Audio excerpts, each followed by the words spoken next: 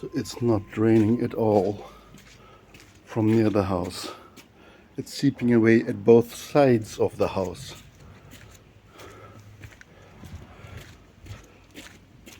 Don't think that is really actually an acceptable, I mean, look at this.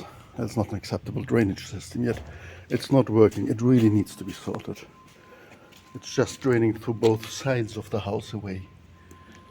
But it's kind of like uncontrolled. And this doesn't work. There needs to be some of those grids installed or whatever to then lead it away.